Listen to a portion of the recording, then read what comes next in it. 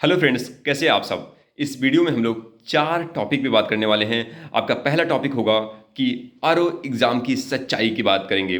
दूसरी बात करेंगे फ्रेंड हम लोग यहाँ पे वो कि पेपर को कैसे सॉल्व करना है, कैसे हैंडल करना है, उसके बारे में बात करेंगे। और तीसरा टॉपिक होगा आरओ एग्ज़ाम के लिए क्या सेफ स्कोर हो सकता है, उसके बारे में बात करेंगे। और जो चौथा टॉपिक होगा फ्रेंड, वो है कि डर लग रहा है, कैसे चीज़ों को हैंडल करें। तो हम इन 4 टॉपिक पे डिटेल बात करेंगे फ्रेंड्स। अगर आप चैनल पे नए आए हैं तो चैनल को सब्सक्राइब करिएगा और वीडियो को लाइक करिएगा। तो पहला टॉपिक है कि आरओ एग्ज़ाम की सच्चाई। फ्रेंड्स, आपके आरओ एग्ज़ाम में जो है जीएस में 140 और हिंदी में आपसे 60 क्वेश्चन पूछे जाते हैं। तो आपको ये मैं बता दूं कि आरओ एग्ज़ाम में अभी तक पिछले चाहे 2016 हो, 2017 हो, 2021 हो, अगर तीनों की कट ऑफ की बात करें तो 130 मार्क्स कट ऑफ डाकी नहीं है। जी हाँ, 130 मार्क्स कट ऑफ डाका नहीं है। मतलब क्या है इसका कि आपके अगर 140 और 60 मतलब 200 क्वेश्चन आपके एग्जाम में पूछे जाते हैं हिंदी और जीएस को लेके, और उसका जो अगर टोटल आप देख रहे हैं मार्क्स तो करीब 65% कट ऑफ गया है। 65% मतलब 130 मार्क्स। अगर आप दोनों पेपर को मिला दीजिए तो आपसे कितने मार्क्स की ज़रूरत है? 130 मार्क्स की ज़रूरत है। जी हाँ, अगर आप 3 सालों का कट ऑफ देखें तो अगर आप 130 मार्क्स लाते हैं पेपर में तो आप कट ऑफ इजी क्लियर कर जाएंगे। ठीक है। तो अब यहाँ पे ये देखना है फ्रेंड, जब आपको 65% नंबर लाना है दोनों पेपर में तो कैसे लाएंगे आप नंबर। तो आप यहाँ पे जो जीएस पेपर है फ्रेंड, जिसमें आपको इससे 140 क्वेश्चन पूछना है, वहाँ पे आप ट्राई करिए कि आपके 60% नंबर आए। 60% नंबर मतलब 85 जो है 85 क्वेश्चन अराउंड आपका सही हो जाए।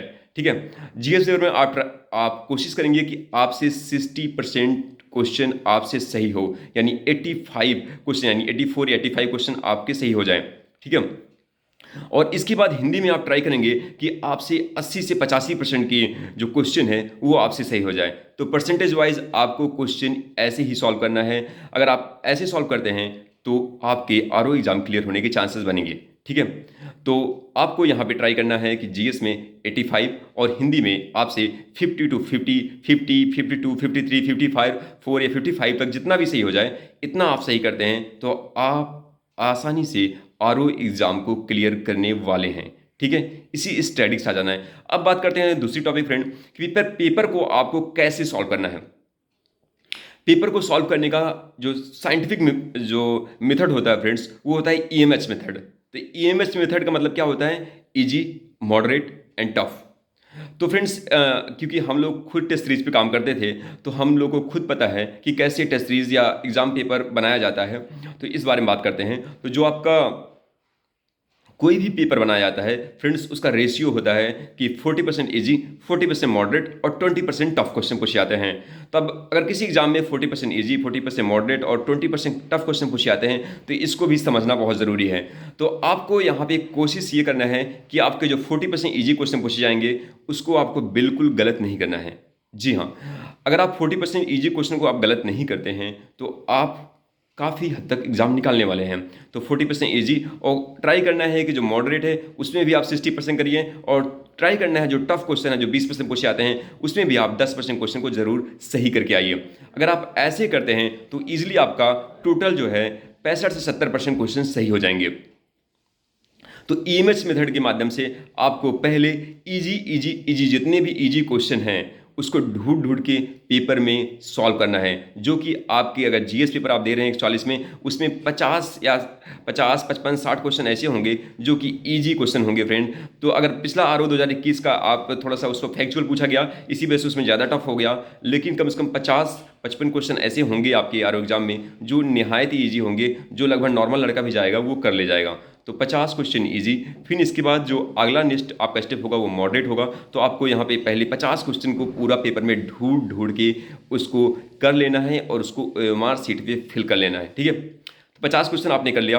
फिर इसके बाद नेक्स्ट आप जो जाएंगे वो मॉडरेट क्वेश्चन पे जाएंगे, और मॉडरेट क्वेश्चन में आप वहाँ भी कम से कम 50-60% ट्राई करेंगे और उसको कर लिया। फिर इसके बाद लास्ट में आप टफ क्वेश्चन जाएंगे। ठीक है।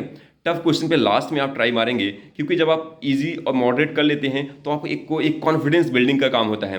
जब आप इतना पेपर को हैंडल कर लेंगे फिर आपका जो टफ क्वेश्चन है फ्रेंड तो वो भी सही हो जाएगा। लेकिन अगर आप पहले ही प्रयास में अगर आप टफ क्वेश्चन में फंस गए तो आपके कॉन्फिडेंस डाउन होगा और आपको बड़ी प्रॉब्लम हो जाएगी। तो आपको पहले जो है टफ क्वेश्चन में फंस के अपने टाइम को और कॉन्फिडेंस को गिराना नहीं है। ये ये आप समझ बिल्कुल जाइए। आपको पेपर कुल मिला के ईजी और मॉडरेट पे फोकस कर चलना है। टफ में अगर जो भी आपको उस टाइम याद आ जाए उसको कर लीजिएगा, 5 6 7 8 क्वेश्चन, लेकिन ईजी और मॉडरेट को आपको 100% टाइम देना है। ठीक है फ्रेंड्स, आपको इसी एएमएच मेथड के माध्यम से पेपर को सॉल्व करना है और आप देखेंगे कि पेपर आप आसानी से सॉल्व करके आएंगे। ठीक है फ्रेंड्स। अब फ्रेंड्स हम लोग जो बात करेंगे कि सेफ स्कोर क्या हो सकता है। तो सेफ स्कोर फ्रेंड आपका, अगर आप जो कंपटीशन है और लेवल है, लोग की आजकल कट ऑफ थोड़ा हाई जा रहे हैं, अगर आप 130 प्लस रहेंगे, 130 प्लस या 135, या मतलब ट्राई करिए कि आप 140 तक करिए। क्योंकि क्या होता है ना, आयोग जो है 5 6 क्वेश्चन गलत बना देता है और इससे आपका ऊपर नीचे होता है तो बहुत समस्या हो जाती है। तो अगर आप 140 करते हैं तो आपका, अगर आयोग कुछ क्वेश्चन गलत बनाता है, ऊपर नीचे करता है, तो आप आराम से 135 तक गिरेंगे आके। तो आपको ट्राई करना है कि आपकी जो क्वेश्चन सही हो 135 टू 140 के रेंज में सही हो, जिससे आप बहुत नीचे ना आए। ठीक है, उसके लिए आपको कितना क्वेश्चन अटेम्प्ट करने की जरूरत है। आप फ्रेंड्स यहाँ पे जीएस की बात करते हैं तो जीएस में आपको एटलीस्ट जो है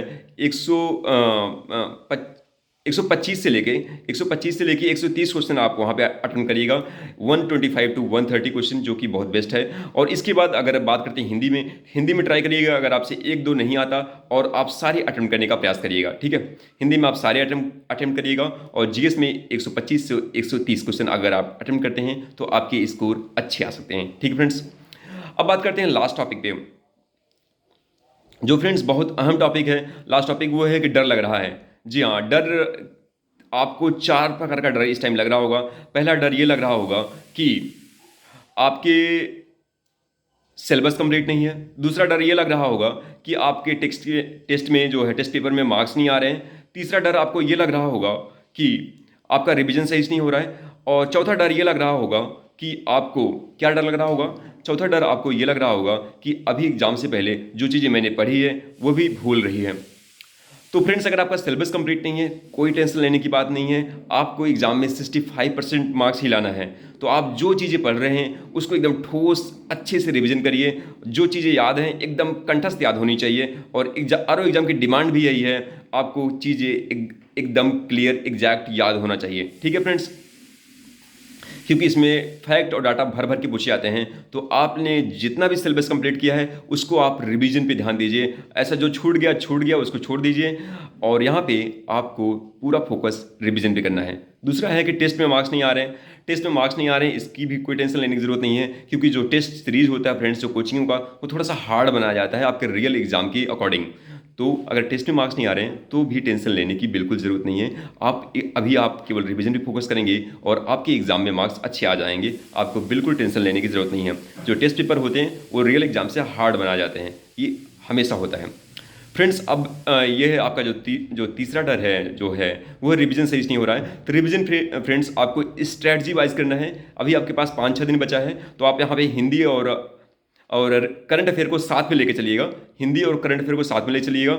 और इसके बाद जो 2 सब्जेक्ट का है, आप डेली एक टारगेट बना के और कोशिश करिएगा जो भी आप उठाइए उसको खत्म करिए। ऐसा बिल्कुल मत करिएगा कि आधे घंटे उसको पढ़े, फिर इसको आधे घंटे उसको पढ़ो, आधे घंटे उसको, ऐसा बिल्कुल नहीं करना है। और चीज़ों को लेके अगर आप स्मूथली चलेंगे, टारगेट वाइज चलेंगे, तो आपका रिवीजन कंप्लीट हो जाएगा। इसमें आपको टेंशन लेने की जरूरत नहीं है। कि चौथा आपका डर जो है फ्रेंड्स वो है कि अभी एग्जाम से पहले सर कुछ याद नहीं आ रहा है। तो ऐसा सबके साथ है, ऐसा सभी साथियों के साथ हो रहा होगा और ऐसा सबके साथ होता ही है दिमाग में कि जो चीज़ें आपको आती भी है वो भी चीज़ ऐसा लगती है कि मैं भूल गया हूँ। तो आपको इस टॉपिक के बारे में बिल्कुल डरने की ज़रूरत है नहीं है, क्योंकि ये सभी के साथ होता है।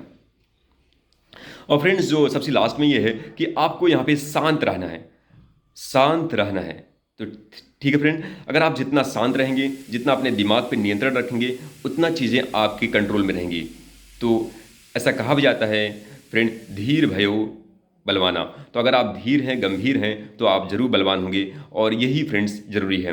अपने मन को अगर आप शांत रखेंगे, सहज रखेंगे, तो आप इस एग्ज़ाम पे ज़रूर कंट्रोल कर ले जाएंगे। तो फ्रेंड्स, आपको मन को शांत रखना है और मल्टीपल रिवीजन करना है और जो चीज़ पढ़ रहे हैं उसको ठोस तरीके से पढ़ना है।